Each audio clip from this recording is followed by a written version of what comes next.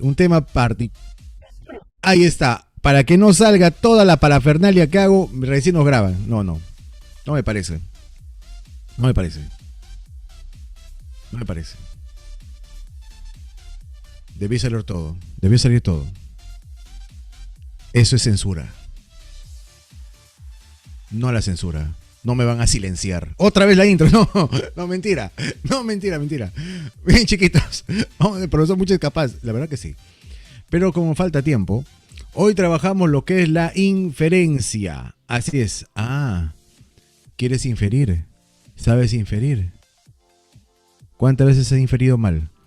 No, es que parecía, profe, no, me decía que no y que sí al final. No, o sea, ya. La inferencia no es lo que tú crees, pues, campeón, campeona. No es lo que a ti te parece o sospechas. Profesor, es que hay una verdad, hay una frase que dice, piensa mal y acertarás. La pregunta, ¿por qué eres tan salvaje? Ya, un ratito. A ver, vamos a hablar de pata a pata. A ver, de causa a causa. ¿Por qué crees que es verdad eso? Piensa mal y acertarás, piensa mal. Ya, pues entonces nadie tendría que confiar en nadie, pues. Entonces nadie diría nada, nadie diría lo sensato, lo correcto, o por lo menos lo verdadero. Date cuenta. El piensa mal y acertarás, más que una filosofía, de filosofía popular no tiene nada. Eso sí, torpeza universal, eso sí. Los hechos se volverían también mentiras. Lógico. Profe, ¿ya hicimos esa clase?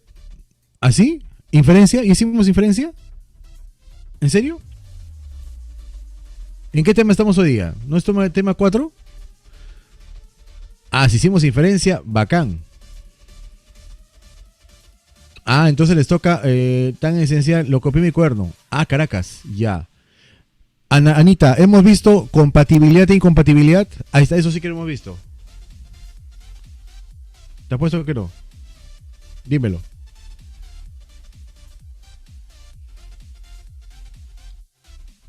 A ver, fíjate, muchacha. Ah, entonces ese nos toca. Que también tiene que ver con la inferencia. ¿También hemos visto compatibilidad e incompatibilidad? ¿Sí? Sí, profe. ¿También hemos visto compatibilidad e incompatibilidad?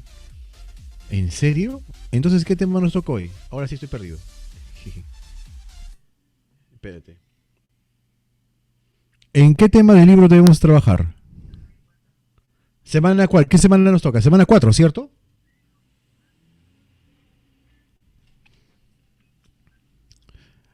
Chicos, semana 4, y a ver, semana 4 es textos. Ah, ya, entonces.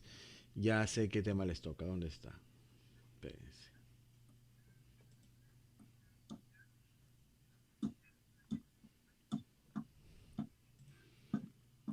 Oliver, hijo, tu micrófono, campeón. Oliver Tamara. Pensé que no ibas a avanzar esa parte. Pero bien, bien por todos. Ya, entonces nos falta. Ya. Hemos hablado, no, Anita, ya hemos hablado de tesis, hemos hablado de eso en jerarquía textual. Ese es el tema inicial, precisamente. Esa es la semana 2, nada más hemos hecho eso. Claro. A ver. Ya. Bueno, en todo caso, mientras. Acá está, ya encontré mis archivitos. Ya. En todo caso, lo que nosotros tenemos que trabajar hoy, netamente, va a tener que ver con el texto, con la práctica de textos. ¿Sí? Vamos a practicar los textos del libro, vamos a tratar de abarcar lo más posible, lo más que hemos realizado. ¿Ok? Netamente en lo práctico. Netamente hoy practicamos textos, ¿sí? Y ahí directamente lo vamos a hacer. Ya, listo. Vamos a entrar entonces. Análisis para. Sí. Listo. Entramos a eso, ¿ya? A ver. A ver. ¿Dónde está? ¿Dónde están ustedes? Acá están. Acá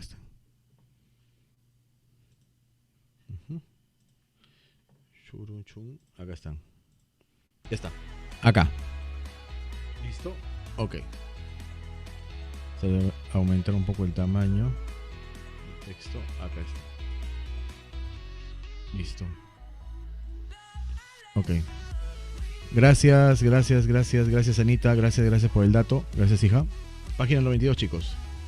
No sé si es igual que mío. Sí, también está en 92. Ya. Listo, chiquitos. A ver. Listo, listo.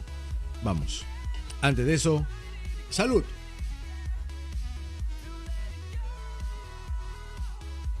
Mi taza más chiquita, yo mismo.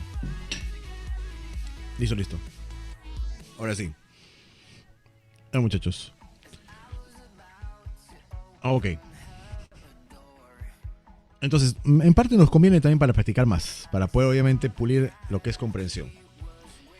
Vamos. A ver, cuando en 1996 se publicó La Utopía Arcaica, escuché en primera persona 1000 voces que inmediatamente salieron en defensa del indigenismo y de Arguedas.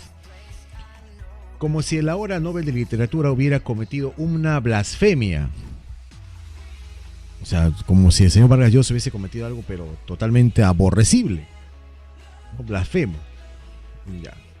Escuché decir que Vargas Llosa había escrito ese libro con las vísceras. Se refiere a la utopía arcaica. Con un desconocimiento total del Perú. Desde la base de su mezquindad, ¿no? Mejor dicho, de su ineptitud, ¿no? Para conocer un mundo que no es el suyo.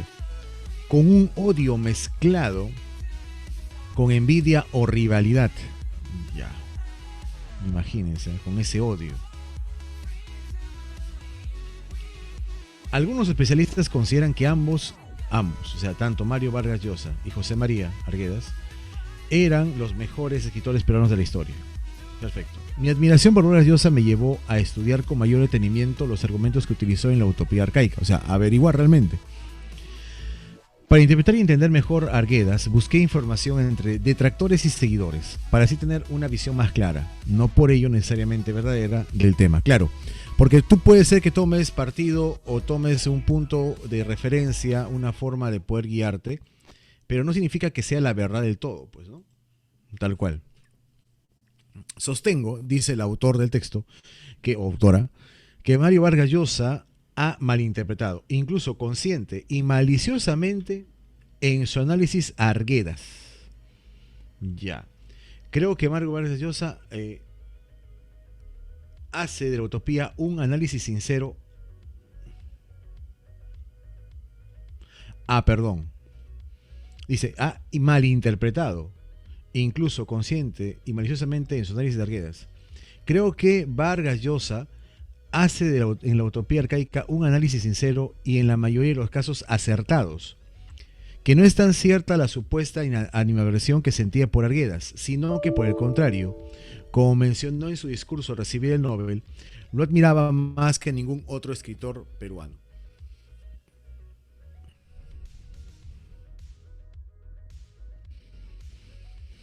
Ya, perfecto.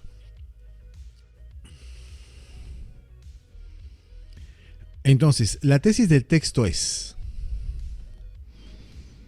¿la utopía arcaica es una obra que ataca al indigenismo y muestra odio a Arguedas? No. Mi admiración por Vargas Llosa me llevó a estudiar con detenimiento su obra. No, eso es lo que él hizo, o la persona hizo, para que pueda saber de qué se está hablando, qué es lo que se está diciendo. Vargas Llosa ha sido malinterpretado, incluso consciente y maliciosamente.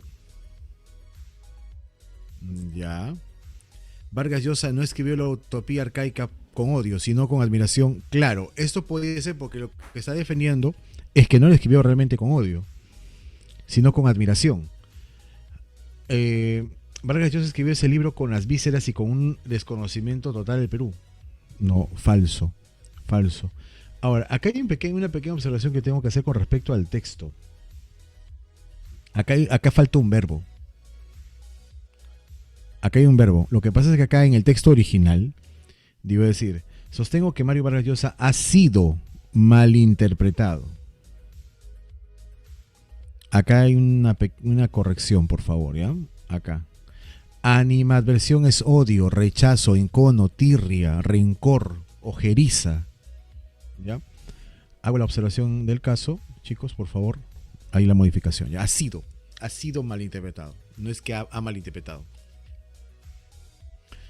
Ha sido malinterpretado, es lo correcto, porque si no el texto carece de coherencia. Y además el texto original dice eso. ¿Cómo sabe, profesor? Porque el texto de Agrari es así, el texto ya se conoce de antemano. Yo lo he visto hace años, pues no te voy a decir que es de ayer, pasado, hace una semana, no, hace años que he visto ese texto. Ok, ya. Ok, sigamos. Entonces, acá sí, ya haciendo la aclaración, yo puedo dar cuenta, ¿no? No escribir la utopía arcaica con odio, sino con admiración por Arguedas, porque es lo que al final el autor trata de decirlo. No es tan cierta la supuesta admiración que sentía por Arguedas, sino que por el contrario, lo admiraba más que ningún, y por eso lo anterior llega a esa conclusión de que no escribió por odio, sino por admiración. De que lo hayan malinterpretado es otra cosa. La clave sería dedito. Un argumento que sustenta la tesis es, a ver, o sea, una expresión, una idea que daría fe a esta tesis. Los argumentos de Vargas Llosa son exactos y dicen la verdad. No, así directamente decir allá, porque Vargas Llosa lo dice es cierto. La utopía arcaica es una defensa del indigenismo y de Arguedas. Vargas Llosa escribió con odio, ese libro con odio, no. Ganar el Nobel le da validez, no. Vargas Llosa admiraba a Arguedas más que ningún otro escritor peruano. ¿Qué es lo que dice el texto? Claro, exacto. Lo admiraba más que ningún otro escritor. Entonces, eso menciona tal cosa. La clave sería enano. ¿Qué pasó, Sebastián? ¿Qué pasó con Choristar? Dime. Acá los exponemos. Dime. Ah, no, ya. Ok. Enano. ¿Cómo que se te colgó un ratito? ¿Qué pasa? Cuidado. A ver. Entonces, date cuenta acá. Fíjate. La palabra subrayada se encuentra en el sentido de. ¿Cuál es la palabra que está subrayada?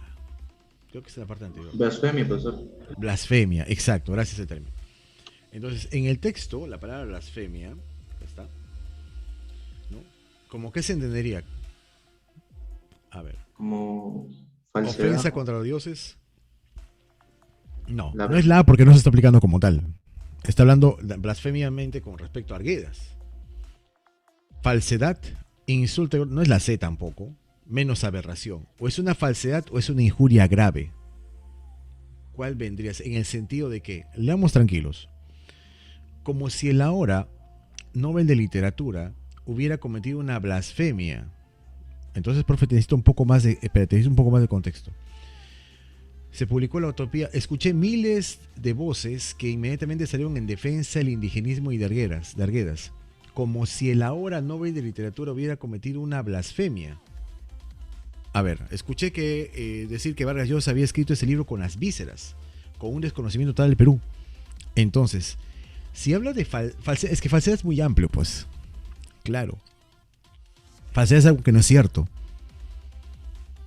Pero cuando hablo, yo noto el contexto, yo noto que ha sido algo como si hubiese dicho lo peor, pues, ¿no? Es como que yo dijese en este instante, aberración es ir en contra de lo natural. Claro, la falsedad es más que una mentira, pero la injuria es decir algo contra alguien, ¿cierto? O contra algo, de forma totalmente estrepitosa. Esa es la diferencia. Por lo tanto, la forma... Sí, pues, falsedad es más que mentira. Eso no es mentira, claro. En cambio, la injuria grave, obviamente que sí, pues, ¿no? Porque las personas se rasgaron las vestiduras. Es como si yo dijera, ¿no? ¿Saben qué? Para mí los incas fueron lo peor. ¡Uy, no! Ahí sí, me botan de un lado, del otro, me ponen la cruz, me quedo con un seguidor en mis canales. Olvídate. Oye, ¿qué pasaría, no? Si hago un experimento social. ¿Qué tal si me pongo a ser antiperuano, no? No sé cómo les puede gustar el ceviche, ¿no? No sé. Ahí sí. Dios mío. En fin. ¿No? La clave sería dedito. Puedo jugármela. Llego a 3.000 seguidores en uno y otro y me la juego ahí. Claro, aunque me quede con 10, no importa. A ver. Y hago un video, ahí está. Profesor, diga esa frase de que todo, el enemigo de un peruano es otro peruano. Ahí No, sí. esa frase es un cliché, ¿eh? Porque lamentablemente, pero más que todo, no creo que sea tan válido, ¿eh? Sino el enemigo de un humano es otro humano, porque te vas donde sea y eso se aplica no solamente en el Perú, te lo puedo asegurar, no se aplica solo en el Perú. Pero bueno, los peruanos mucho les gusta nacionalizar las frases.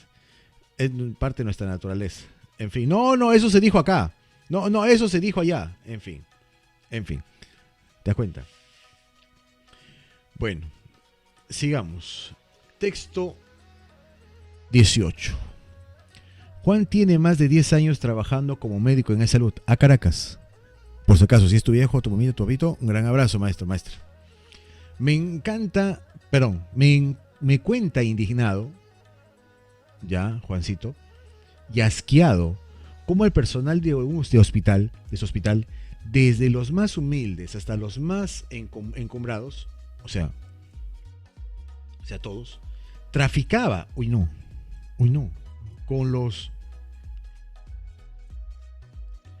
con los insumos para las cirugías que el Seguro Social compró para el Plan Nacional de Lucha contra la Ceguera de Catarata.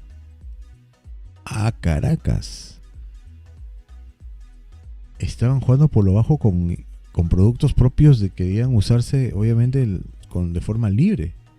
El presidente García Pérez, ya lo invocaste ya, declaró a los medios que se habían invertido en este plan más de 68.529.610 nuevos soles para las más de 100.000 cirugías de catarata. Ya. Así, entre 2007 y 2010, los diferentes establecimientos de salud realizaron 67.127 operaciones de este tipo, mientras que los hospitales del Ministerio de Salud efectuaron 35.156 intervenciones. Pues fíjate tú. Adicionalmente, los hospitales militar y de la Policía Nacional, así como otros mecanismos operantes, realizaron operaciones de cataratas, llegando a un total a la cifra de 116.697 cirugías. De igual modo, el dignatario añadió que el Estado adquirió una gran cantidad de máquinas médicas de alta tecnología que hoy están al servicio de los pacientes. ¿Ya? Juan se frota la cabeza con frustración y me relata que los insumos para las cirugías y los medicamentos se ofrecían y vendían a quienes tenían mayor urgencia en 300 o 400 soles. Mira tú, pues. ¿Quiere operarse, señora? Tiene que hacerse su trámite, pero le va a demorar 1 mes, 10 meses. Si quiere por 300, le puede salir para la otra semana.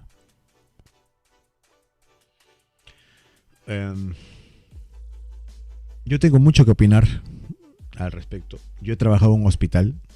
Yo he visto el realidad del hospital desde dentro del hospital. Un hospital del Estado. El hospital Emilio Balizán de Huánuco, donde yo fui jefe de Relaciones Públicas y de Vigilancia del hospital. Sí. O sea, era quien supuestamente trataba bien a todos los usuarios y a la vez estaba a cargo de la vigilancia. Hasta que nos robaron el tomógrafo. Sí. Dios mío, nos robaron el tomógrafo. Que no era nuestro, una empresa concesionaria. Bueno, en fin. Bueno. ¿Qué tal la doctora? Uy, no, las internas. No, perdón. Yo era un hombre íntegro. Era. Mentira. Pero sí, era cierto. Esto de lo que estoy leyendo acá, lamentablemente sí tiene mucho de cierto. Claro, no lo vi en la época de Alan García, lo vi en otra época, más o menos año 2000, 2010. Ahí, más o menos. Y sí. Había personas, incluso yo sabía dentro de... hasta ahora subsisten con problemas de todo, olvídate, terrible. La gente por interno te vendía medicamentos. Había gente que vendía medicamentos muy caros, pero qué curiosidad, justo los señores de limpieza tenían. Hasta ahora, claro, no se le roban, pero sí hay negociaciones incompatibles en las compras de equipo de alta tecnología. No solamente eso, hija, de verdad. Hay mucha gente, la más noble, la gente de limpieza vive, no tiene un sueldazo, pues, ¿no? Muchas veces. Pero, ¿qué ocurre? Ofrecen medicamentos que han sido de otros pacientes. La pregunta es cómo los han adquirido, de dónde los han conseguido. Bueno, como no se les podía hacer un trámite ¿no? Porque tenía que ver muchas más pruebas y la gente se negaba a querer participar de la denuncia, lamentablemente quedaba en nada. Y como eran muy cercanos a la parte administrativa, era muy complicado. Yo lo único que me hacía era tratar de que las personas que estaban involucradas, sobre todo los usuarios, así les llamamos en el sector salud, ¿sí? Piensen, que se fijen bien en lo que están haciendo, en lo que están viendo. Pero, profe, pero si usted era el jefe de seguridad, el detalle está en lo siguiente. Tiene que hacerse todo un informe, toda una investigación. Yo inicié investigación para 3 elementos del hospital. ¿Se han dado cuenta? Julito, a ver, no pues, espérate. Entonces te estoy contando a grandes rasgos lo que fue el problema. El detalle está en que fue toda una maquinación. Si han robado bancos, olvídate, un hospital y del Estado es más complicado, donde justamente, para variar, yo te cuento una cosita chica. Mi personal tenía que ser una señorita, bueno, una señora embarazada, porque lamentablemente no contaba con más personal. Y que lamentablemente no pude evitar que esté de guardia nocturna. Entonces date cuenta, es muy complicado. Así que es fácil, claro, yo te entiendo, porque es notorio lo que uno pueda pensar así.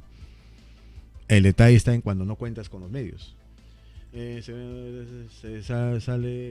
Solo se hace el informe. Está bien, hijito, se hizo el informe, se hizo todo, pero ¿qué haces cuando tu personal está embarazada? ¿Cierto? Y tú no la has puesto en la guardia e internamente sobrepasan tu autoridad y hacen el cambio con otro compañero que sí podía hacer la guardia, pero ese día le estaba devolviendo la guardia a la señora, en fin, se hicieron su cambio y la señora se quedó a guardia y justamente le toca el puesto de pasillos y se queda dormida y no escucha nada.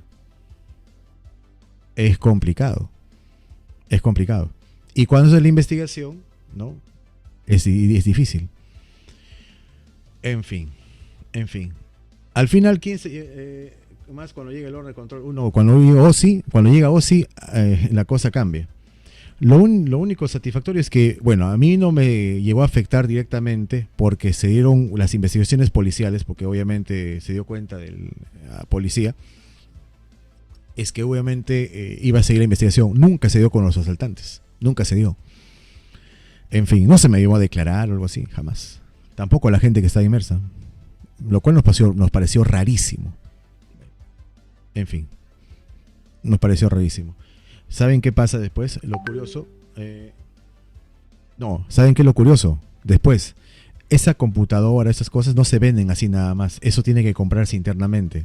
Eso sabemos muy bien. Porque son piezas claves de un tipo de artefacto que solamente beneficia a esa empresa porque es la única en la región. Cosa curiosa, después la empresa recibió, producto de su indemnización por el seguro que tenían, un jugoso dinero.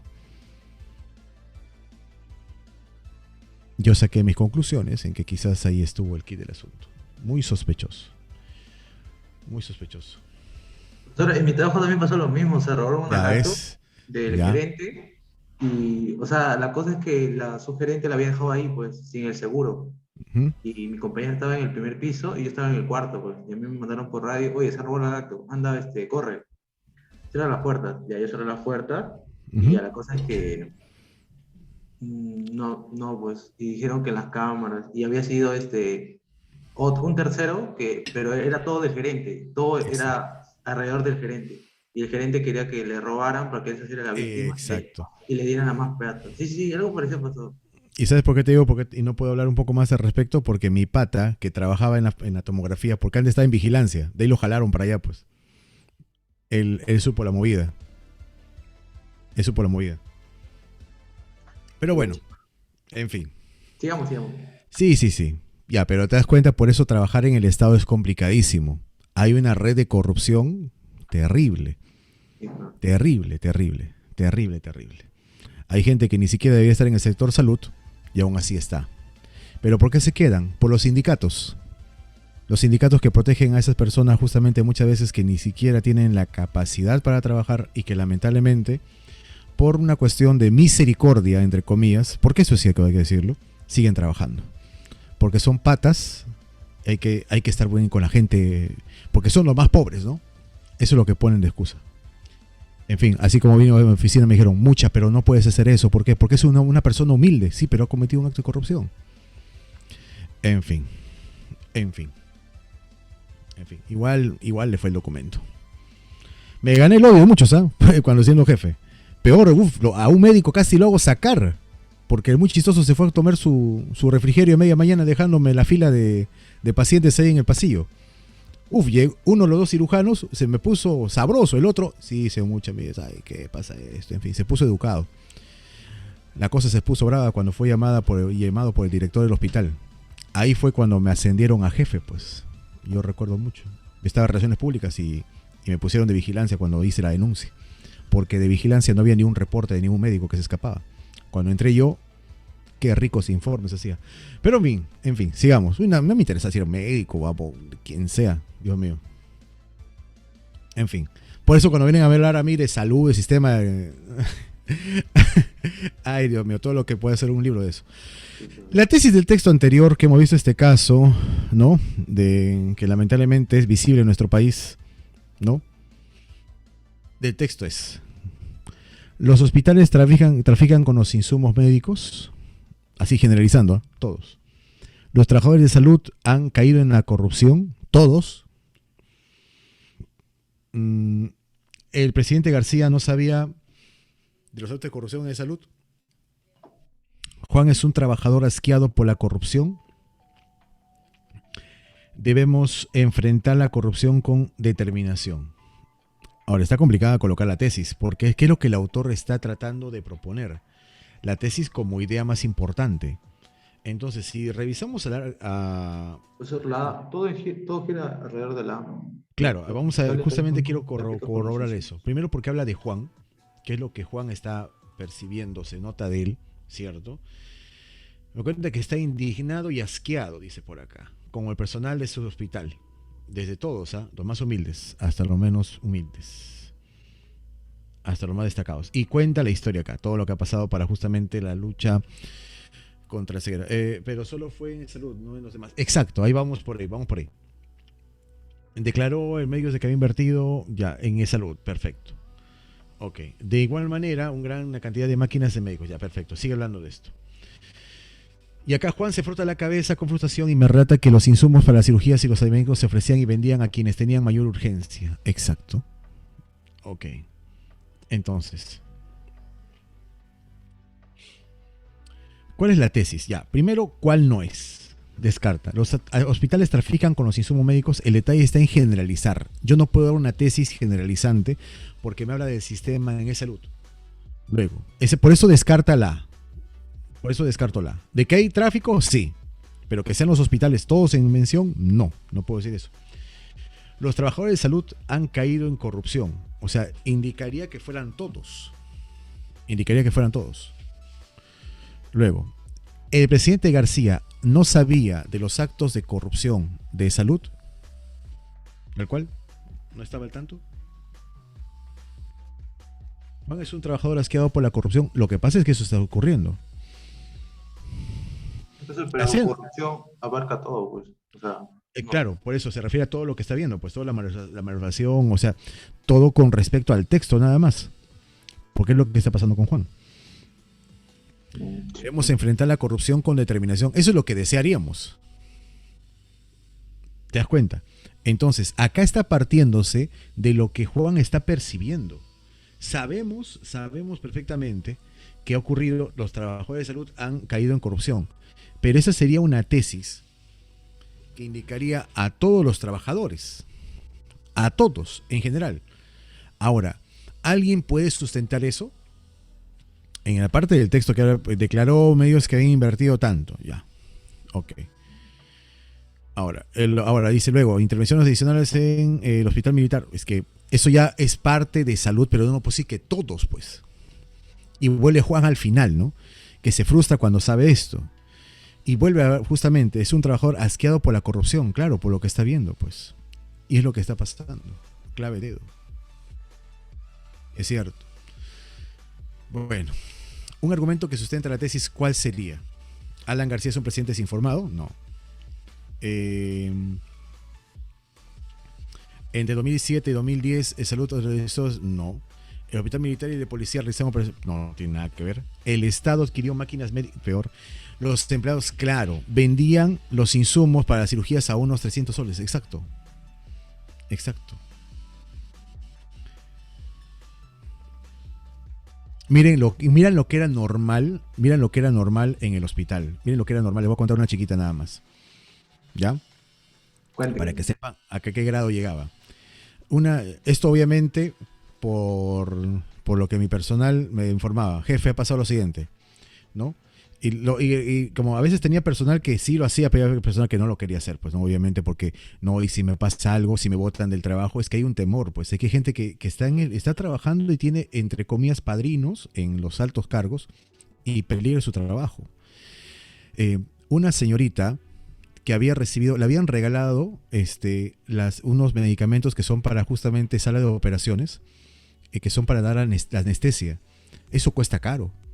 Los medicamentos que se colocan para el anestesiólogo, para que justamente se use, cuesta caro. Y eso no lo pone el hospital, lo tiene que poner el paciente. A esta señorita, una enfermera, le entregaron, el médico justamente, la técnica, qué sé yo, le obsequió, pero eso debió de devolverse a los familiares. Se le entregó a la chica. Y la chica lo estaba ofreciendo a otra persona, que también tenía que entrar su paciente a sala. El vigilante se dio cuenta, me informó, y lo único que le dije fue, haz tu informe. Haz tu informe. Porque tú lo has investigado, tú lo has visto, tú tienes las pautas, tú tienes las fotografías. Haz tu informe. Hizo el informe. La señorita fue intervenida, la señorita fue investigada y fue separada. Uy, no, pero el vigilante le pusieron la cruz en una parte de todos, era el que el cheque demoraba más en salir cada mes. Con eso te digo un dato. En una parte en la cual tenías que presentar tu documentación para que te puedan pagar, fue el que más siempre demoraban en pagarle. En fin. Mi gran amigo, ¿cómo se llama este? No, Sebastián, no me acuerdo el nombre, con ese era su nombre. En fin.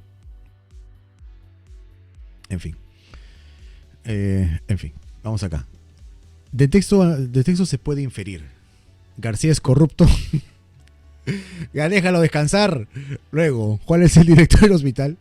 El Estado invierte en salud mucho. Eso sí, porque por las cifras, eso no se infiere, dice que eso se sabe, ¿no?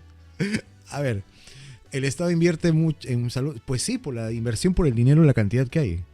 La ceguera está en la cresta de la corrupción. En la cresta. Las mujeres son las víctimas principales de las cataratas. ¿Cómo saber que son mujeres? La clave sería la C. El Estado invierte en salud mucho dinero, claro. A partir de lo que estamos leyendo, pues sí, es la única que sea contable. Ok, vamos al siguiente texto. Hoy está bonito los textos, ¿no? Está chévere. Me ha hecho recordar, Dios mío. Te juro, esa época en la cual se dio lo del robo. No saben para cuándo fue. Lo más trágico de todo es que no saben para qué fecha fue. Y ahí sí, Navidad. Justo cuando la guardia está baja. Qué coincidencia. Exacto. 25 en la mañana me despierto, me empieza a reventar el celular. El RPM en aquella época, el director del hospital. Tiene que venir al hospital urgente. Cuando yo me habla así el director, y serio, imposible que le mando la ambulancia para que lo pueda traer. Ya, director. Ya sé qué ha pasado. En fin. En la 4 Sandrita era... En la 4 era... Dedo. Ya. En fin, épocas aquellas. Vamos a ver acá. A ver por acá. Ya. No, o sea... Ay, Dios mío, golpe de vista, nomás decía yo qué ha pasado. A ver, ¿por qué está potente el texto, Dios mío? Aclarando esta parte del texto, por si acaso. El texto, el material, lo pueden revisar en los materiales previos de la universidad, en los archivos de la oficina de admisión de la Universidad Agraria, ¿cierto? En sus archivos, por si acaso, hacemos la aclaración del caso, está ese texto. Si revisan el material, materiales pasados justamente de la pre, podrán encontrar el material. No es algo que sea premeditado y dispuesto para la clase hoy, mucho menos para la coyuntura actual. Cualquier parecido con la realidad es purita, mera coincidencia. En fin, así que con esto me lavo las ricas manos por si acaso me cae algo. En fin, por acá la gente por interno me dice, parece que Agraria es de derecha. No lo sé, papurri. En fin. Es que, ¿por qué tienen que poner, por qué estigmatizar de derecha o izquierda? Simplemente piensa distinto. ¿Por qué decir derecha o izquierda? A ver, en fin, es que no está con el pueblo. Dime tú quién es el pueblo. ¿Yo soy pueblo? No soy pueblo. Entonces, ¿qué soy? Chancay, Tofi, ¿qué soy? Sigamos. En fin. Es otra cosa que la mayoría sea. Bueno, en fin. Veamos acá. A ver, me hablas desde tus comodidades. Esa es la clásica. Ya, voy a recibir mi tupper también. Mi rico tupper mandado. Ya. Sigamos acá. No se puede permitir que estos agitadores de izquierda osen retar al Estado de Derecho. Ya. Dice, no se puede. Ok. El Estado de Derecho obviamente significa la legitimidad de un gobierno, ¿no? El momento en el cual se está viviendo. Se enfrenten a la autoridad legítima del Estado y pretendan que el sistema legal los ampare para hacer lo que les dé la gana. A Caracas. Caray. Esto me interesa, dicen. Ya. Ok. Pongan transmisión en vivo, pónganlo, compartan la transmisión en todos los grupos de del No Keiko. Pongan. A ver. Ya, escucha. A ver. Luego, lo que pasa es que acá está diciéndote inicialmente, está criticando justamente al sector de izquierda por el afán de protesta, osen retar al Estado de Derecho, obviamente, se enfrenten a la autoridad legítima porque chocan, según el texto, para esto, del Estado, y pretendan que el sistema legal los ampare, claro, que el sistema legal los defienda para hacer lo que se les la gana. Llámale disturbio, llámale quemar, llantas, qué sé yo. Llámale pintar esculturas, qué sé yo, propiedades ajenas, en fin. Quieren que se defienda el derecho de protesta. Ahí está. Derecho de protesta. Acá está. Por si acaso, ¿quién te habla? ¿Quién suscribe? El profesor Mucha. Yo sí he ido a marchar, ya sabes contra quién, así que por ahí, ya sabes. Pero que no se les aplique la ley para castigarlos por los daños que causan con sus desmanes. Por si acaso, yo no levanté ni una sola piedra, pero sí alcé mi voz, eso sí. Esa es la forma en que la izquierda utiliza. Ya, el autor lo afirma, esto es posición de él, ¿no? Profesor, usted también. Cálmate, pues, hijito. Esa es la forma en que la izquierda utiliza el sistema. En fin. Es como aquel amigo conocido que conozco, que es recontrateo y que critica todo lo que es de Dios, y lo veo firmando los libros de plan lector de su editorial, de su producción, en los colegios católicos. Hermano, para ti, un gran abrazo, genio. En fin, sigamos. Reitero, apelan a la ley del Estado de Derecho para ir en contra. Ateus Maximus. Sí. A ver, esa es la forma en que la izquierda utiliza el sistema. Apelan, o sea, se ajustan, toman en cuenta a la ley y el Estado de Derecho para ir en contra del Estado de Derecho. O sea, usan el sistema contra el sistema. Hay padres de la patria, congresistas, que legitiman estas acciones, o sea, que les dan legalidad. En realidad son agitadores que han usado el sistema para meterse al Congreso y dar cobertura a sus secuaces. Mira, lo que pasa es que ya yo no comulgo con el texto porque ya le da el nombre de secuaces. Es un término bastante fuerte porque da cuenta de que sean delincuentes. Dios mío. En fin. Más falsa que tu ex, Dios mío. Andrés, tranquilos, oiga, Dios mío, se ha policizado todo. Acá viene el chiste. ¿Podrá Ollantumala controlar a estos cavernícolas de la izquierda? Ya. Por si acaso, el autor, si lo contextualizamos, en esa época estamos hablando de Gregorio Santos. Uno de los más representativos, quizás, de esa izquierda radical y cavernícola, si le quieres dar un adjetivo. ¿Ok? Ya. Un poquito más calichín, ya, pues tu tío Cerrón, claro, tu padrino Cerrón, exacto.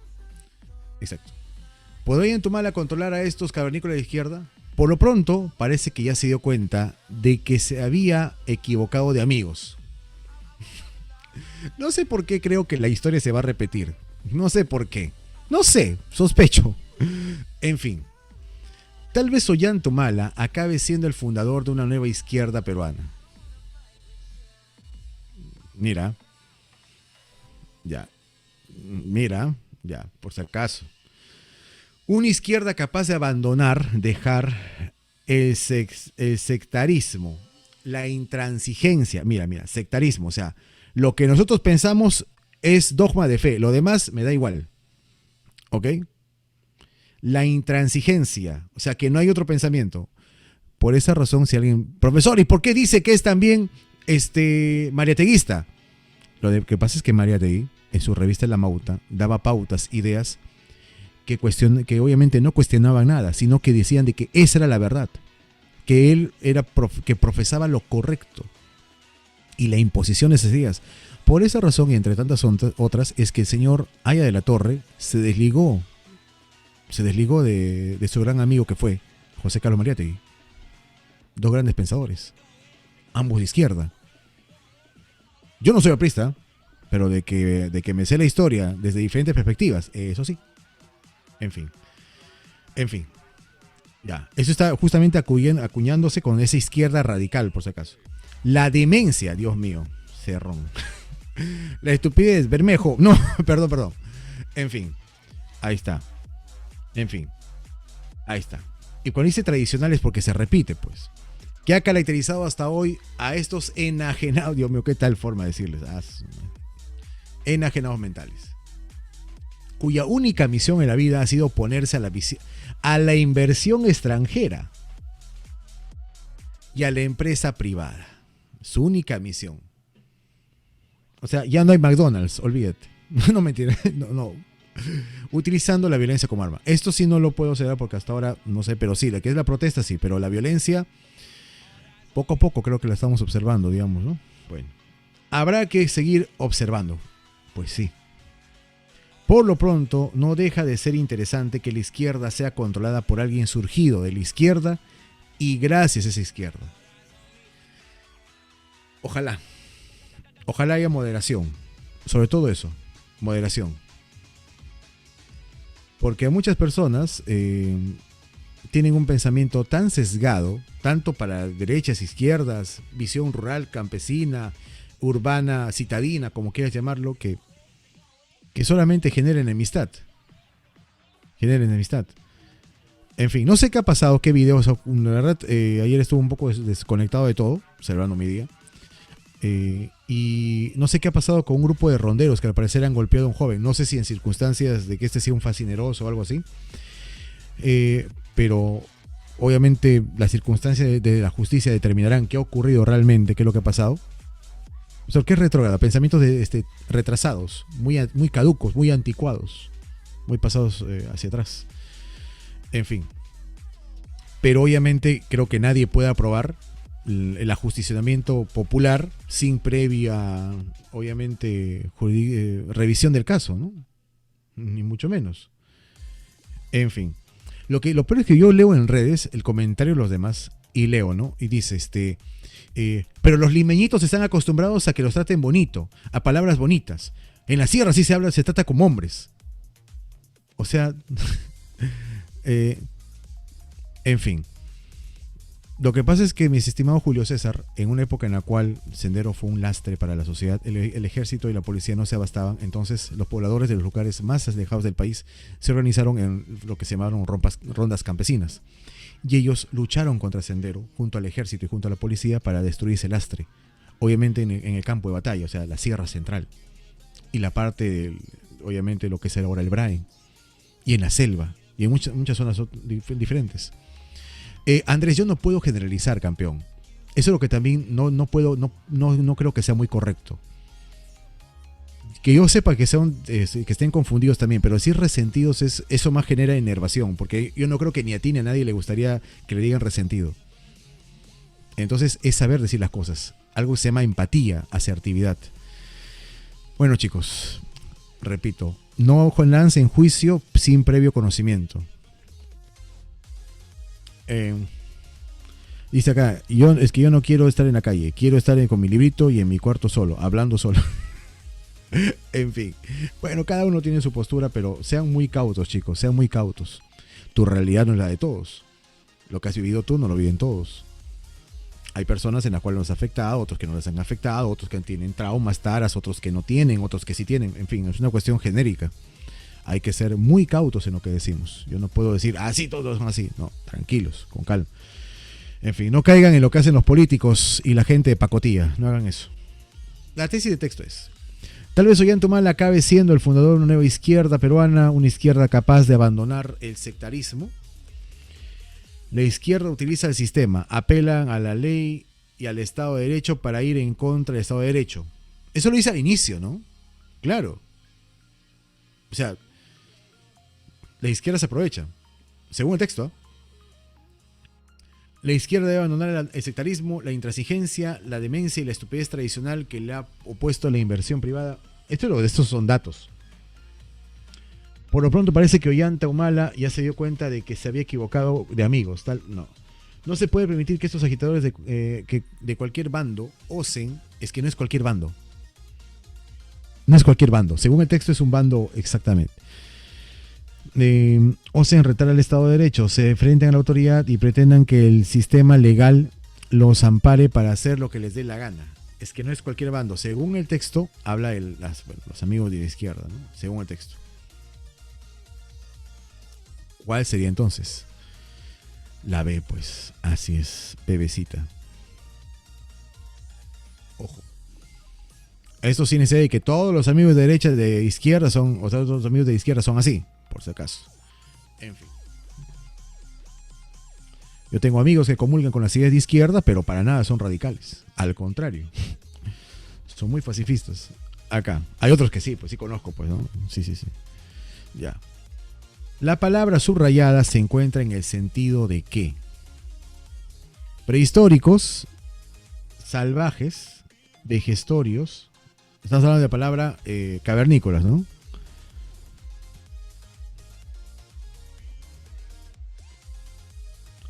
Retrógrados o primitivos. Ya. A ver. Mira. A ver, en la palabra, ¿dónde está usándose la palabra? Acá. Estos cavernícolas de la izquierda, los que presentan de esta forma. Ahora, la mayoría, obviamente, lo entenderá como salvajes.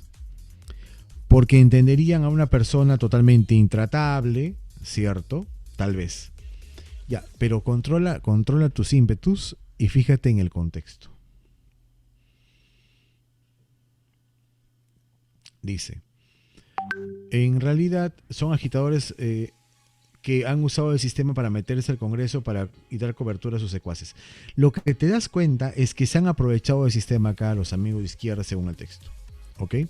Dice los cavernícolas de la izquierda, siendo Ollanta él de izquierda. Ahora, entonces, cuando te preguntan, se encuentra en el sentido de, o sea, ¿son salvajes? Mira, salvajes, o sea, estos cavernícolas de izquierda, te repito, pueden ser salvajes, ¿son retrógradas o primitivos? En un estado de salvajismo, estamos hablando de gente totalmente, directamente orientada al cavernícola. Pero cuando piensan de esta forma, de esta manera, ¿se está hablando de qué? Personas que tienen pensamiento antiguo. Exacto, de un pensamiento caduco. Ajá. Está usándose en el sentido de que son personas con ideas netamente, pues dice cavernícolas. O sea, en época remota. ¿Te has dado cuenta? Entonces, si yo le digo salvaje, simplemente lo aplicas a la violencia, nada más. Si tú le dices salvaje, solamente a la violencia, nada más. Pero no estás dándote cuenta que está usándose el término cavernícola para toda esta idea de tradicional que tienen, ¿no? De que debe ser así la forma. Entonces ya dejaría de ser salvaje, pues. No se está usando en el sentido de salvajismo. ¿Sino en qué sentido?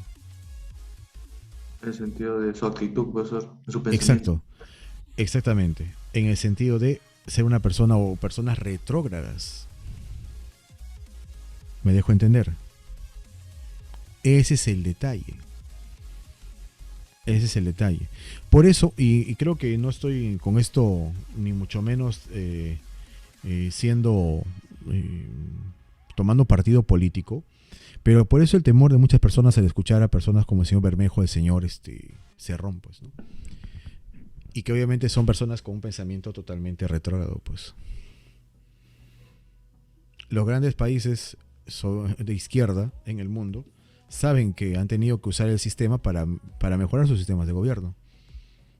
Y por eso sus sistemas económicos no se basan en sistemas en los cuales solamente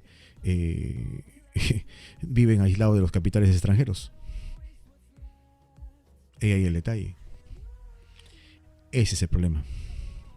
En fin. Bueno. Hay países de izquierda en el mundo los cuales conviven con las ideas de derecha, ¿cierto? Y eso no significa que sean países satélites del liberalismo yanqui. Habría que leer un poquito más al respecto. En fin. Del texto se puede inferir que el escritor del artículo, ¿qué pasa con él? Ahora sí, ya, el escritor sí se pasó de lanza. Este sí fue con todo contra estos muchachos. Odia a todo de izquierda. Es un observador de las izquierdas. Votó por Ollantaytamala. No forma parte del Estado peruano o no es de izquierda. Lo más seguro, a ver, ¿qué sería? Que odia a todos los de izquierda. Él tiene esperanzas en... Pero él dice que puede ser que Ollanta los unifique. Si dices que odia, a ver, es que ¿cómo puedes decir que odia, pues? ¿Tú acaso lo conoces, has convivido con él? ¿Te das cuenta? No saques un juicio de valor. No dice pues que los odie. De que a ti te parece que los odie es muy distinto. ¿Te das cuenta? O sea, si critico, los odio. O sea, si yo critico a Bermejo y a Cerrón, los odio. Odio a los de izquierda. Ay, Dios mío. No merece mi desprecio. No, mentira. Dios mío, qué soberbio son eso. Solo da argumentos que va en contra. Exacto. Da argumentos y obviamente los expone directamente, fríamente. Eso sí. Exacto. Por lo tanto, lo que sí puedo concluir es que no es de izquierda. Eso sí es concluyente. Exacto. Eso sí es totalmente certero. Eso no hay duda. La inferencia es algo certero.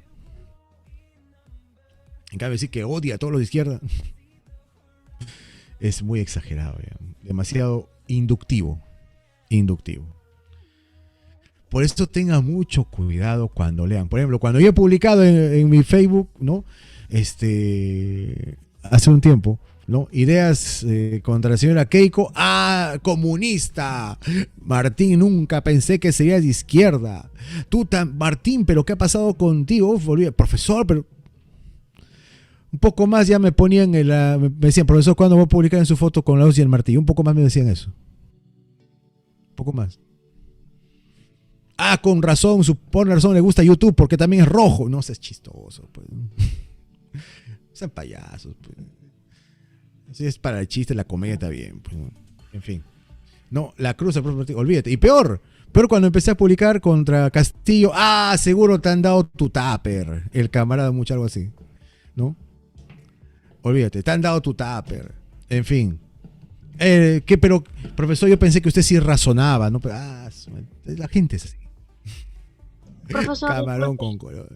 Dime, hija. también cuando yo ingresaba a Facebook, habían personas de que creían, bueno, hasta ahora creen, de que su voto por Keiko es lo correcto y denigraban a otras personas, o sea, votando por Castillo. Exacto. Y así sucede igual, ¿eh? Por el otro lado. Ah, no, mi voto es el correcto. No, porque yo voto por la democracia. Yo voto por esto. Yo voto por el otro. Yo por eso no voté. Porque si optaba por uno o por otro, ninguno representaba mis ideales. De ninguna forma. De ninguna manera. Y es mi parecer. Es la democracia, pues. Es que eso es democracia. El que te diga que debiste tomar, pero tú debiste ser más, me dijeron, ¿no? Debiste ser responsable. Pero estoy siendo responsable. Estoy asumiendo mis actos, por eso lo publico. En fin. Ahí está. Yasmín quiere su rondero, dice el otro. Ya, van a prender la pámpara por las puras. Ya, cálmese. Ya, dice. Y acá justo, mira, para hablar un poquito más del tema. Miren acá. Siguiente texto. Hoy está bonito para leer. Estoy absolutamente convencido. Escúchame.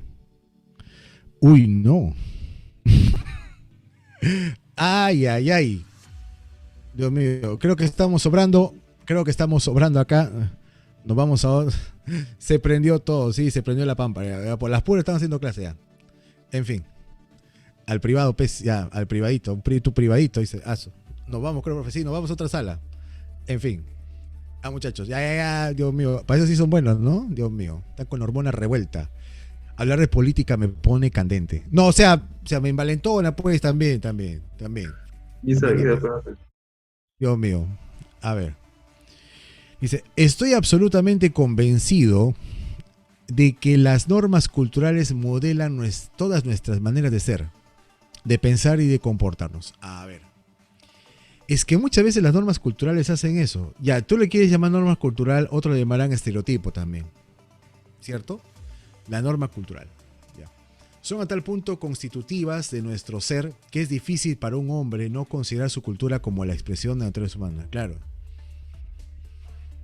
Porque son constitutivas. Y las normas culturales pretenden que tú actúes de una manera. Eso es lo que pasa. Prueba de ello es que el encuentro de civilizaciones ha conducido a menudo a no ver en la otra cultura más que la ausencia de cultura. Claro, porque ¿qué ocurre? Vinieron los españoles hacia acá, desmerecieron en una forma lo que hacían los incas. Pero también se admiraron, pero fue tanta su admiración, quizás si quiere decir de una forma indirecta, que la ocultaron, pues, la escondieron.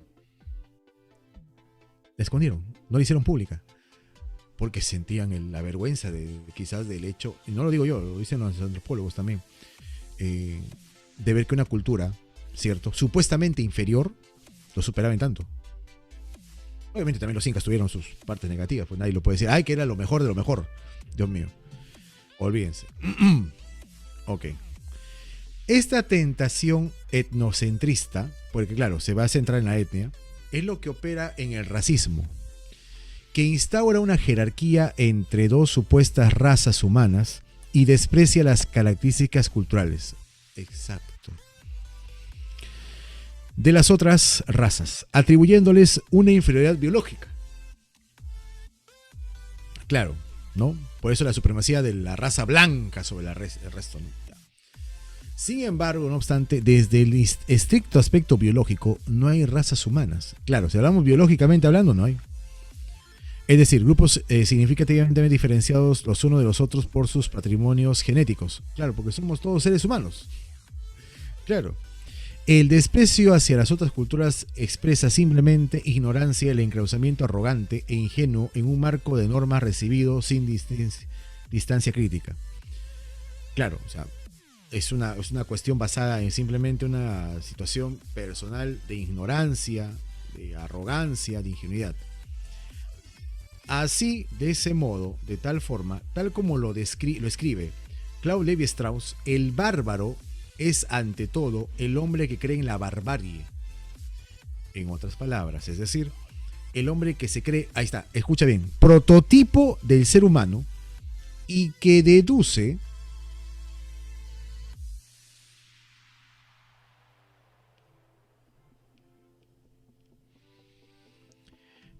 ingenuamente, concluye ingenuamente, de ello, que los otros seres humanos no tienen de humano más que apariencia.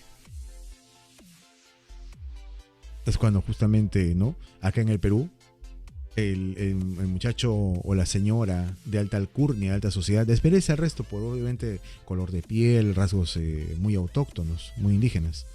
En fin. En la época de la conquista del Nuevo Mundo, Montaigne ridícula la pretendida superioridad moral de los vendedores que se comportaron de una manera indigna con las civilizaciones de México. Los señores señalados nos muestran hasta qué punto el ser humano puede considerar su cultura como la expresión de la naturaleza humana y cómo las normas culturales modelan nuestras maneras de ser, de pensar y de comportarnos. Ahora, y este racismo no solamente es peruano, es de todo el mundo. Y lo puedo decir todo el mundo porque en todo el mundo, lamentablemente, todavía hay sesgos racistas. Lamentablemente. Lamentablemente. Mínimo, máximo, no lo sé, pero de que hay, hay. Eso sí es cierto. En fin. Es como, por ejemplo, quizás en una época tonta y torpe de las vidas de las personas, ¿no? Y esto puede pasar. Oye, Cholo, Serrano, ¿no? Olvídate. ¿De dónde es? Mi paisano. De Huánuco, Huancavelica, Puno, Ayacucho. Y le dice al otro, le dice Serrano. Ay, Dios mío. Y es que, pues, sí, total ignorancia y sobre todo hipocresía, ¿no? Eso sí es hipócrita. En fin. Igual acá incluso en Lima, ¿no? Que personas, muchos jovencitos y jovencitas, ¿no? Que creen que por haber nacido en Lima ya pertenecen a hablan con superioridad. Sí. Te dicen, habla normal, pero yo hablo así, pues. En fin. Terrible. Yo con mi hijo de la sierra, normal, mano. Olvídate, chaval. Igual en la selva. Incluso los huanuqueños, en mi tierra, cuando fastidiaban a la gente de la selva, porque hay un montón de gente de la selva en Huánuco, ¿no? Oye, ¿no? Has traído tu guambrello, en fin, ¿no? Así pero era una cuestión de vacilón, pues, ¿no? En fin, de vacilón. Nunca haciendo prevalecer la superioridad, eso sí. Bueno, en fin. Olvídate, yo te digo una cosa, el huanuqueño de por sí tiene un estereotipo, igual que cada población tiene un modelo de estereotipo, pues ya depende de cada quien si sale o no el estereotipo, pues. En fin, es por las costumbres, por justamente lo que te decías acá al inicio del texto, cuando se habla de ¿qué? De las normas culturales. Las normas culturales hacen que ciertas localidades, poblaciones piensen, ¿no? Así. Por eso tanto el sesgo o la idea que se tiene con respecto a los hermanos arequipeños, ¿no? Que se nos ha hecho creer de que todos tienen aires de superioridad. Pero así son, profesor. Y no te dije. ¿Cómo que así son? O sea, tú conoces absolutamente a todos los arequipeños. Bueno, de que estén muy orgullosos por su tierra es muy diferente. De que ya se sientan superiores, eso es otra cosa. Eso es muy diferente. Listo. Ok, chiquitos.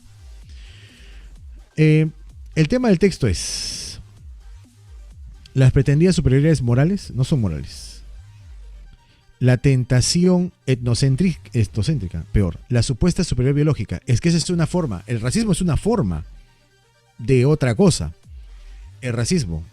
Las normas culturales como modelo. Claro, las normas culturales como modelo de nuestro ser. Que a partir de ahí aparece justamente que uno está superior a otra. Ejemplo con el racismo. De que una cultura es superior a otra. No, el racismo es un ejemplo.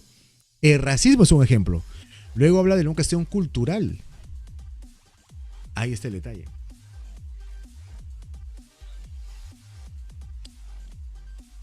Bueno. La tesis del texto es, si ya sé que de eso estamos hablando, porque ya sé cuál es el tema central. La tentación etnocéntrica opera en el racismo instaurando una jerarquía. No.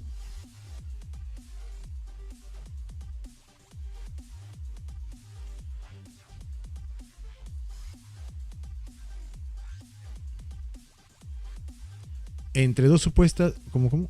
Perdón. Entre dos supuestas, no, es que no es eso. Desde el estricto aspecto biológico no hay razas humanas, no. El desprecio a otras culturas expresa simplemente ignorancia, el descauzamiento. La ignorancia. Es que es un argumento más que una tesis. El bárbaro es también. Es ante todo, perdón, el hombre que cree en la barbarie, pero este es bárbaro. Las normas culturales. Ahí está.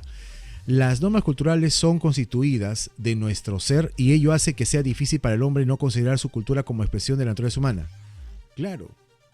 Entonces, por eso se le es difícil al hombre pensar de que es inferior al resto. Eso también es otro problema. Por eso creemos que nuestra cultura es superior al resto. Pero es bueno también admitir que hay otras superiores. Ahora, un argumento que sustenta esa tesis, ¿cuál es? Los otros seres humanos no tienen de humano más que de su apariencia. ¿Qué hablas? En la época de la conquista del Nuevo Mundo, monetaria ridiculosa la pretendida superioridad moral de los vencedores. Ya, esos eran vencedores, no eran vendedores. Ya. Ese es un dato.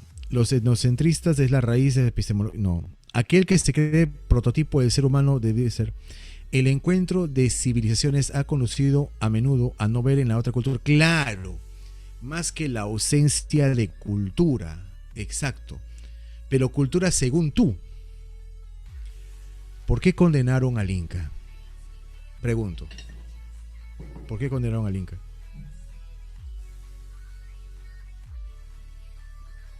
No por ser Inca, por ir en contra del prototipo de cultura que tenían en Europa.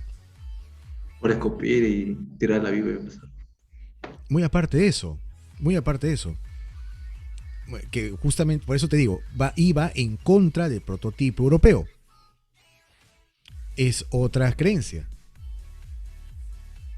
¿Te das cuenta? No creían en Dios, creían en sus propias deidades. Otro. Aparte de matar al líder, es que eso de matar al líder es obvio que tiene que hacerse, pero si es que no te ayuda, te va a estorbar. Otro, en los dioses que creían. Otro detalle, había incesto en el Perú, en el Imperio antiguo. Había incesto. Había poligamia. Iba en contra de cuestiones culturales. Ese es el detalle. No se asemejaba a la cultura que tenían obviamente los. Yo creo que de un Inca le hicieron entender la Biblia, pero como no lo entendían a tirarse. Claro, esa es la excusa para justamente dar cuenta. No te digo que sea mentira, sino la excusa que se buscó para obviamente encarcelar al Inca, porque sabían que iba a reaccionar así, porque tenía otra forma de pensar, por justamente esas cuestiones netamente culturales. Así es. En fin. Ok. Vamos por acá entonces. A ver, vamos a ver acá. Y no era ajenos a ellos que hubieran civilizaciones con diferentes.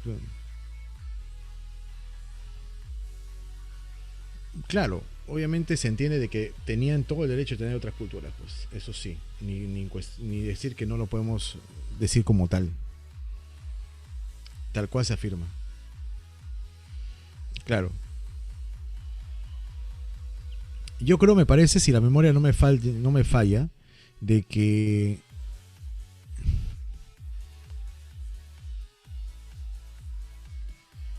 hay ciertas partes del mundo en las cuales el mestizaje se repuso así. Es más, ellos pensaron que habían llegado a la India. Claro, o sea, si analizamos profundamente, la cuestión sale diferente, se ve de otra perspectiva, pues. Sigamos, chicos. Claro. Me parece. No, pues, pero por eso te digo, Sebastián. Eso lo impusieron porque tenían otra cultura. Quisieron imponer la cultura por la cultura. Exacto. No como en otras realidades, que no fue la del incanato, en la cual la persuasión no fue por la violencia, sino fue por los canales culturales. Las culturas se unieron, las culturas se fusionaron y hubo un mestizaje parejo. En fin, sigamos. Me parece claro que hoy por hoy no es posible separar el lenguaje matemático de la ciencia matemática. Eso es cierto. La ciencia matemática, lenguaje matemático, impagitablemente unido.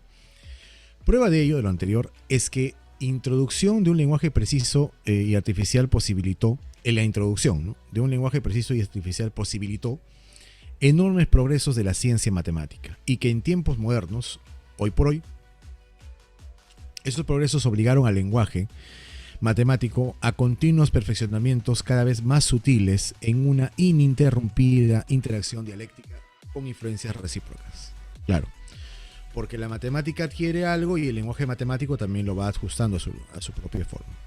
Cabe agregar que no tiene fundamento la pretensión de analizar ese lenguaje como algo absoluto, o sea, independiente de las condiciones históricas efectivas que han llevado a él, o sea, que lo hayan desarrollado. Condiciones que podrán aún alterarse en el futuro, produciendo nuevas transformaciones lingüísticas. El rigor matemático es cosa que cambia constantemente y que el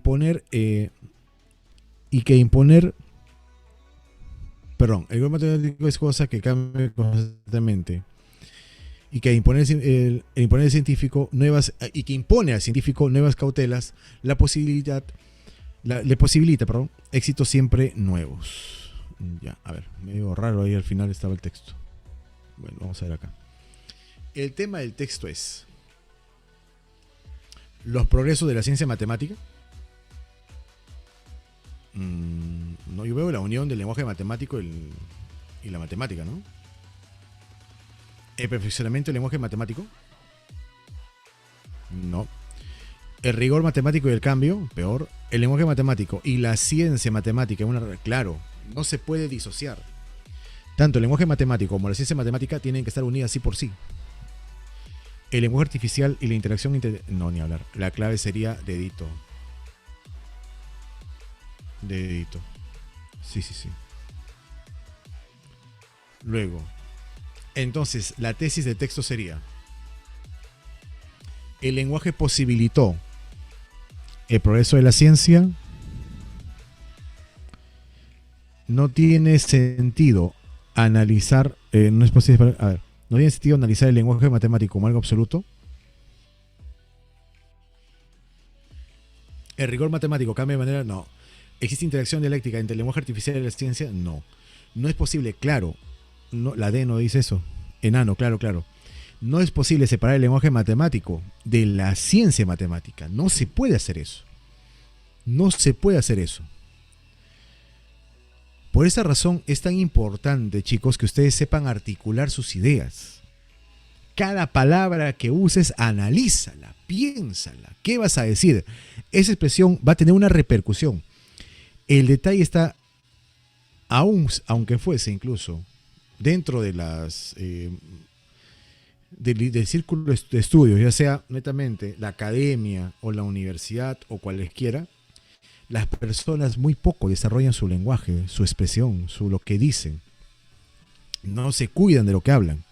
Sueltan lo que sea y ya está. Es lo que dije, pues. Es lo que siento. Se escudan en eso, chicos. No pueden decir eso. Filtren lo que van a hablar.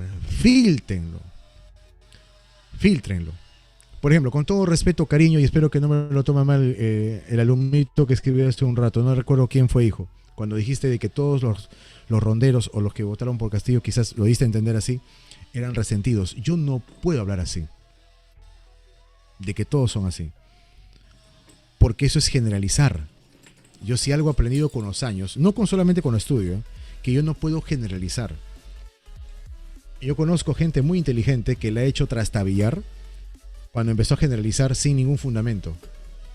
Yo le he ganado debates, le he ganado así, pulseadas, si quieres decirlo así, a gente porque ha generalizado. Y no puede pasar eso científicamente hablando. Y son gente que defienden ciencia. Son gente que cree en la ciencia. ¿Por qué? Porque no creen en Dios. Porque piensan que la ciencia está por encima de él. Es su parecer. Yo estoy hablando de él, no de lo que yo estoy criticando, sino lo que piensa esa persona. Entonces, al asumir una idea que es más dogmática, más subjetiva, que es científica, está cayendo en lo que critica. Está cayendo en los dogmas. Precisamente lo que rige a la iglesia o la creencia. Ese es el detalle. Por eso tengan mucho cuidado con lo que expresan. Su lenguaje, lo que van a decir, procesenlo, mastíquenlo acá. ¿Qué va a pasar acá? En fin. Sigamos. Un argumento que sustenta la tesis, ¿cuál sería? A ver, ¿el lenguaje matemático se perfecciona constantemente? Pues sí, es lo que estamos leyendo en el texto. La introducción de un lenguaje preciso y artificial posibilitó enormes progresos de la ciencia matemática. Existe una ininterrumpida interacción dialéctica con influencias recíprocas. El lenguaje matemático no es absoluto o el rigor matemático posibilita éxitos nuevos. No puede ser dedo banal. ¿Cuál vendría a ser, chicos? Avión ve su casa.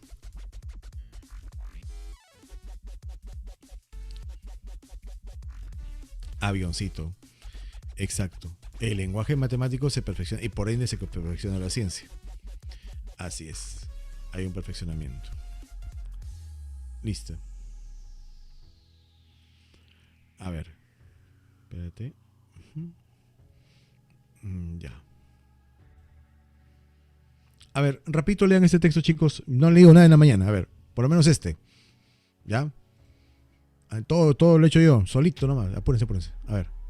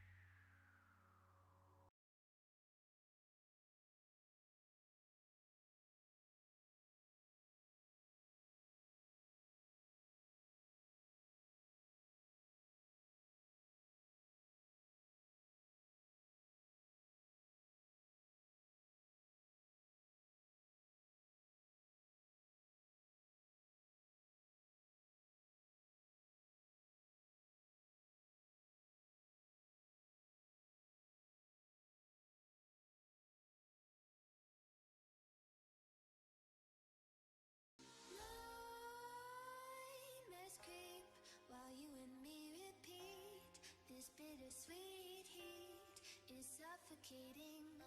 I'm waiting and always hesitating. Kryptonite desires set my heart afire. Heart on fire. Set my heart afire.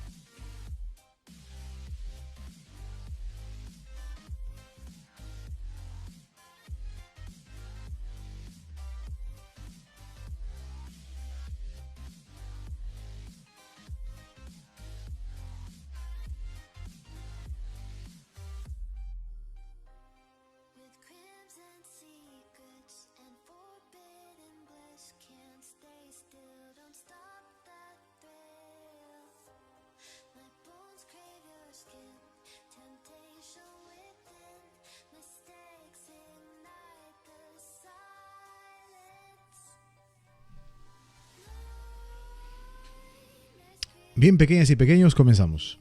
Creo firmemente, primera persona, ya ahí mismo date cuenta, la persona en primera persona, que nuestro intelecto no deriva sus leyes de la naturaleza, sino que impone sus leyes a la naturaleza. Ah, mira, entonces no es que realmente comprendamos lo que hace la naturaleza, sino que realmente nosotros imponemos esas leyes a la naturaleza. Prueba de ello es que las teorías científicas son hechas por el hombre e intentamos imponerlas al mundo. Baste como ejemplo de lo que digo como nuestras teorías, que comienzan con los mitos primitivos y por evolución se tornan en científicas, son en realidad construcciones humanas que intentamos imponer y podemos adherirnos dogmáticamente, o sea, directamente, ¿no? Cegadamente a ellas, si lo deseamos, incluso si son falsas, como parece que son no solo la mayoría de los mitos religiosos, sino también la teoría de Newton. Claro, porque hay hechos que quizás ya han sido desdichos. Nuestras teorías son invenciones nuestras y pueden ser meramente suposiciones defectuosamente razonadas. Mira, defectuosamente razonadas. Conjeturas, audaces, hipótesis. Con ellas creamos un mundo, no el mundo real, sino nuestras propias redes en las cuales intentamos atrapar el mundo real. Claro, porque el ser humano, ¿cierto?, hace de que nuestro intelecto, ¿no?, imponga sus leyes a la naturaleza. Eso es lo que está diciendo en un principio. Veamos. El tema del texto es los mitos, la ciencia y la verdad, las redes científicas y lo verdadero, nuestra hipótesis del mundo, nuestras teorías y la razón. Claro, Petilín, muy bien, Tilina. Nuestro intelecto y la imposición de sus leyes. El intelecto impone las leyes. Es que alguien dijo alguna vez esto y esto lo aceptamos como verdad. Analizó esto y le hemos dicho ya tiene la razón. Y ya, pues nos hemos quedado con eso. Y luego con el tiempo o se van sosteniendo o se van refutando. Así es. Es el trabajo de la ciencia, su chamba. La tesis del texto es: a ver, nuestras teorías son invenciones, nuestras teorías son invenciones, nuestras defectuosamente razonadas. A ver, con nuestras hipótesis creamos un mundo, ¿cierto? Nuestro intelecto nos deriva sus leyes de naturaleza, sino no deriva, claro, sino que impone, claro. La C es la explicación, pues, de esto. Los mitos son tan falsos como las verdades científicas. Esa es la comparación. Con nuestras teorías creamos nuestra propia... No, la clave sería casita. Claro que sí. Claro que yes. 18. Un argumento que apoya la tesis del texto es... A ver. Mira acá. Nuestras teorías comienzan con los mitos primitivos. ¿Cierto es? Las teorías científicas son hechas por el hombre e intentamos imponerlas al mundo.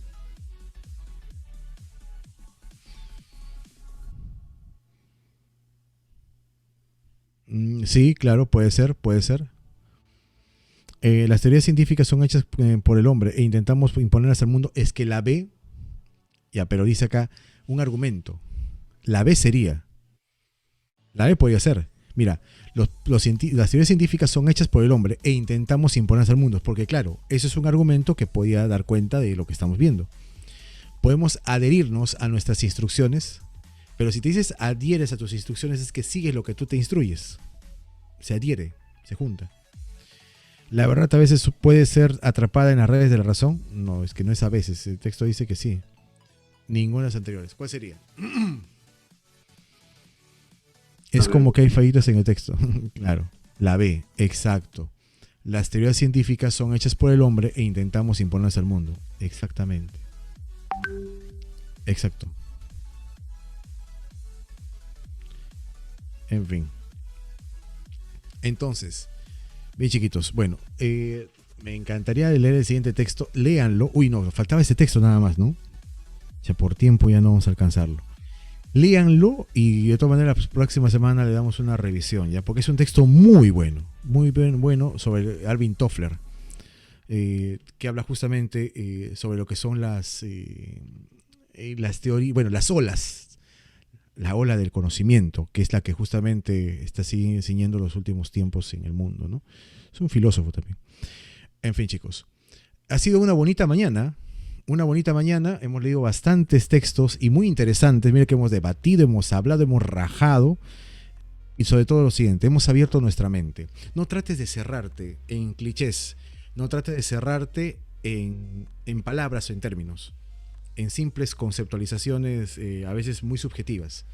Trata de tener la mente un poco más abierta, ¿no? De no catalogar sin previo conocimiento. Hay que estar mucho más empapados de información.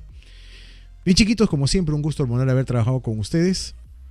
Si te gustó, dale like, comparte, suscríbete. Y como dijo un sabio filósofo, esto, amigos. Hijito, me la saludas. Nos vemos la próxima semana. Cuídense un montón.